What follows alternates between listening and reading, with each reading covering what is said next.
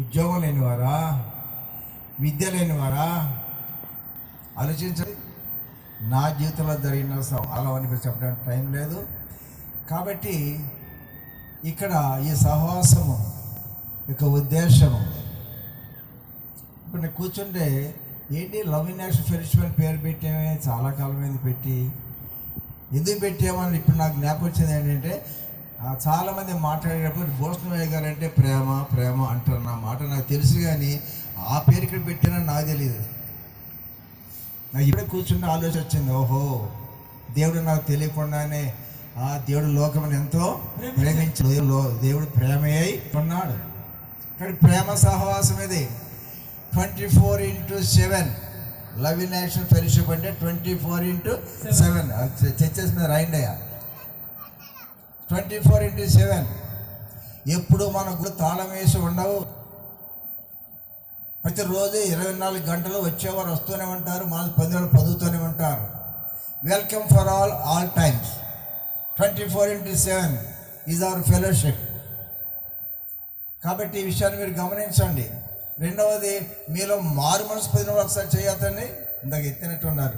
మారు పొందిన వాళ్ళు చెయ్యి తిన్నగా అయితే ఇష్టంగా ఎత్తావన్నమాట, ఎట్టయితే కష్టంగా ఎత్తావన్నమాట. చేయొద్దండి. మీరందరూ మార్చి పొందిన వారు. ఇంత తలకాయ ఉందన్నారు, బాడీ ఉందన్నారు, రెండు కలిసి ఉందన్నారు, ఇప్పుడు మార్చి పొందామన్నారు. నెక్స్ట్ ఇంకోటి ఏంటంటే, మీకు నివాసానికి సొంత ఇల్లు ఉందన్న వాళ్ళు చేయొద్దండి. నివసించడానికి నా సొంత ఇల్లు దేవుడు నాకు ఇచ్చాడు, నా ఇంటి కోసం ఇంటి స్థలం కోసం ప్రార్థన చేసుకుంటే దేవుడు నాకు ఇచ్చాడు అని వాళ్ళు చేయొద్దండి. నా పెళ్ళి అయిన తర్వాత నా పిల్లలు కావాలని దేవుని అడిగాను. దేవుడు నా కోరిక తీర్చి నా పిల్లల్ని ఇచ్చేయడం అన్నట్టు చేయొద్దండి. త్వరగా రెడీగా ఉండండి. పిల్లలు లేరమ్మా మీరు? ఏమై రావణా? సరే, అడగపోతే ఇచ్చాడు కదా, అప్పుడు 2 చేతులు ఎత్తాను నువ్వు. ఇక్కడ మా నాయన వాళ్ళకి ప్రభు 4 పిల్లలు ఇచ్చారు, 2 ఆడపిల్లలు 2 మగ పిల్లలు.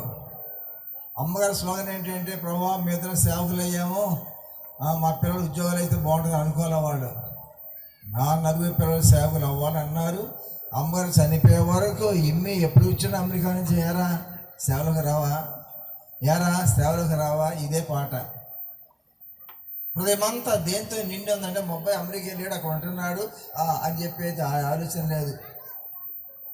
కాబట్టి అమ్మ నాన్న దేవుని యొక్క మనసుతో నింపబడ్డారు. మరి నాకన్నా చెప్తాను ఏంటంటే, నాకు 7 పిల్లలు, 2 మగ పిల్లలు, 5 ఆడపిల్లలు. నా కాన్సెప్ట్ ఏంటి? 7 పిల్లలు సేవ చేయాలి. సేవకు ఆడలేదు మగ లేదు, 7 సేవ చేయాలి.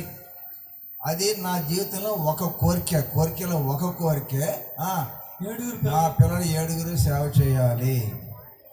రెండవది, ప్రభా నాకు స్వస్థతలు ఇచ్చావు, ఆ కృపవరం నాకు వద్దు, కావాలని తోకలాగా ఉంటే ఉంచుకో, కానీ నాకు అది మేజర్గా వద్దు, నాకు ఆత్మ సంపాదకుడిగా చెయ్యి. దేవుడు నాకు ఇచ్చాడు. ఆ రక్షించబడిన వల్ల 50% సేవకులు అవ్వాలి ప్రభు అని ప్రార్థన చేశారు. ఆయన అడిగాను, కొంతవరకు అవుతున్నారు కానీ అందరూ అవడం లేదు.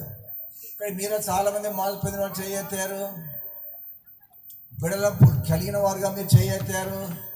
అయితే మరొక అంశం ఏంటంటే, ఇల్లు ఉన్నవారు కూడా అందరూ నాకు ఇల్లు ఉంది అని అన్నారు. అయితే ఇక్కడ సహవాసం యొక్క విధానం ఏంటంటే, మారు మనసు పొందిన ప్రతి వారు ఇల్లు కట్టుకోవాలనేది నా సిద్ధాంతం కాదు, కట్టుకుంటే తప్పు కాదు. కానీ అదే సమయంలో మరికన్నా ఆశ ఏంటంటే, మారు మనసు పొందిన ప్రతి ఒక్కరూ కూడా వారు ఒక గుడి కట్టాలి. జాగ్రత్త ఏంటి, మారు మనసు పొందిన ప్రతి ఒక్కరూ కూడా వారు బతికుండగానే వారికి గుడి కట్టాలి.